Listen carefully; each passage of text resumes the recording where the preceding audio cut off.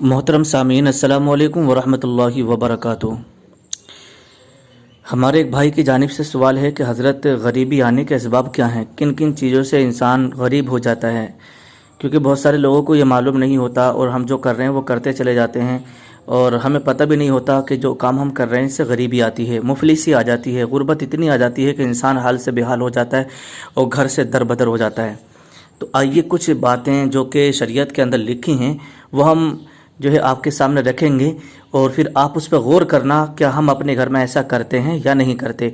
अगर आप ऐसा काम करते हैं घर के अंदर तो फिर आज के बाद मत करना, उसे छोड़ देना, ताकि आपके घर की तंगदस्ती, आपके घर की मुफलिसी, आपके घर की गरीबी दूर हो जाए।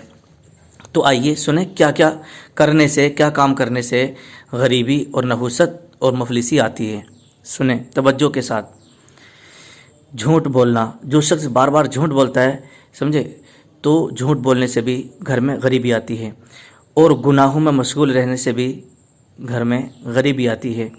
झूठी कस्में खाने से भी गरीबी आती है और रात में झाड़ू मारने से भी गरीबी आती है। बहुत सारे लोग क्या करते हैं मालूम है, पूरा दिन कुछ नहीं करेंगे, जब रात का वक्त होगा तो तभी झाड़ू लेके चलते हैं। समझे, हमारी ख़वातीन जो है ज़्यादातर ध्यान दें इस चीज़ पे कि रात में झाड़ू ना लगाएं, क्योंकि रात में झाड़ू लगाने से गरीबी आती है।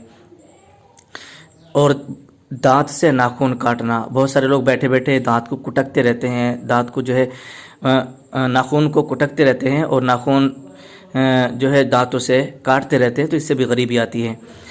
पाजामा या दामन या आंचल से मुंह पोंछना, बहुत सारे लोग क्या है, हमारी ख़वातीन भी जंपर पहने होती हैं या बहुत सारे लोग कुर्ता पहने होते हैं, तो उसी के दामन से जो है मुंह को पोंछ लेते हैं, उसी से साफ़ कर लेते हैं, तो इससे भी गरीबी आती है। खड़े होकर पाजामा पहनने से, समझे, बहुत सारे लोग क्या करते हैं, पैंट वगैरह पहनना है, पाजामा पहनना है तो खड़े खड़े पहन लेते हैं, बल्कि बैठ कर के पाजामा पहनना चाहिए। समझे, खड़े होकर के नहीं पहनना चाहिए। खड़े होकर पहनेंगे तो समझो गरीबी आएगी, मुफलिसी आ जाएगी आपके यहाँ पर।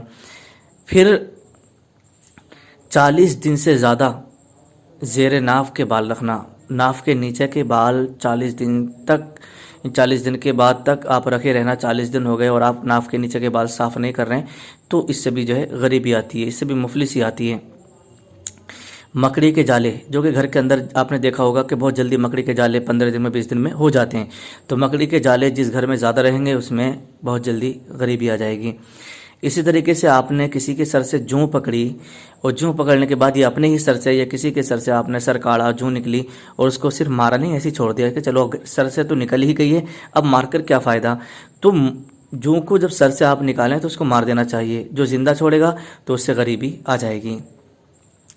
इसी तरीके से बहुत सारे हमारे इस्लामी भाई और इस्लामी बहनें जो काहिली करती नमाज़ पढ़ने में, तो नमाज में काहिली करना, सुस्ती करना, इससे भी गरीबी आती है। और बहुत सारे लोगों को देखा होगा आपने कि वो फटे हुए कपड़े पहने रहते हैं। अगर चाक कपड़ों का फट रहा है तो फटे हुए पहने फिर रहे हैं, जेब फट रही है तो फटे हुए पहने फिर रहे हैं, अगर पायचा फट रहा है तो उसको फटे हुए को पहने फिर रहे हैं। तो फटे हुए कपड़े पहन कर घूमते फिरते रहना, इससे भी गरीबी आती है। अगर कपड़ा फट गया है तो उसको सी लीजिए, समझिए, उसमें पैमन लगा लीजिए, पैमन लगाना ये सुन्नत है, लेकिन फटे हुए कपड़े पहनकर नहीं घूमना चाहिए, उससे मुफलिसी बहुत जल्दी आ जाती है। अब इसी तरीके से खाने के बाद बर्तन साफ़ ना करना, यानी आपने खाना तो खा लिया, जैसे चावल वगैरह खा लिया, प्याली में सालन था वो खा लिया, लेकिन आपने उसको चाटा नहीं, आपने उसको साफ़ नहीं किया, बल्कि ऐसे ही छोड़ दिया, ये एक शैतानी काम है, फिर उसको शैतान साफ़ करता है, तो इससे भी जो है मुफलिसी और गरीबी आती है। बल्कि साफ़ कर लेना चाहिए और साफ़ करना ये सुन्नत है।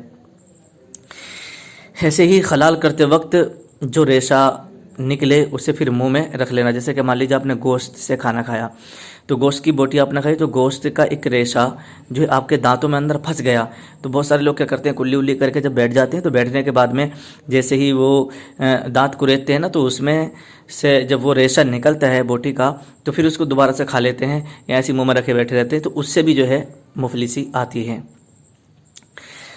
अब आगे चलते हैं। देखिए, खाने पीने के बर्तन खुले हुए रखना, रात में दिन में जो है, जैसे मान लीजिए आपकी सब्ज़ी है या आपने जो भी खाना बनाया है तो खाने पीने के बर्तनों को खुला हुआ ना रखना। इसी तरीके से آپ نے دیکھا ہوگا کہ جوتا ہو یا چپل ہو، بچوں کے ہوں یا بڑے کے ہوں یا مرد کے ہوں یا عورتوں کے ہوں، تو جوتی کو کبھی بھی گھر میں الٹا نہ چھوڑیں۔ الٹی چپل اگر ہو جائے، الٹی جوتی اگر ہو جائے تو اس کو فوراً سے پہلے سیدھا کر دینا چاہیے۔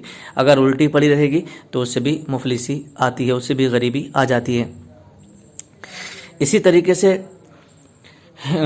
اولاد کو گالی دینا، لعنت کرنا، کوسنا، بد دعائیں دینا، ہے نا۔ تو بہت سارے لوگوں کو دیکھا ہوگا کہ کسی کی ماں اپنی اولاد کو بہت زیادہ کوستی ہے، اگر اولاد نافرمانی کرتی ہے یا کچھ غلط کر دیتی ہے تو بہت زیادہ گالیاں دیتی، تو اس سے بھی جو ہے مفلسی اور غریبی آتی ہے، کیونکہ گالی دینا یہ بھی ناجائز اور حرام ہے۔ ایسے ہی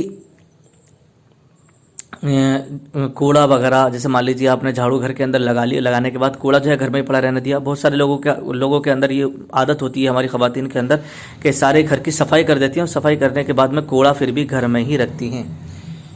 تو گھر میں ہی کوڑا رکھنا، گھر میں ہی کوڑا پڑا رہنے دینا، تو اس سے بھی جو ہے مفلسی اور غریبی آتی ہے۔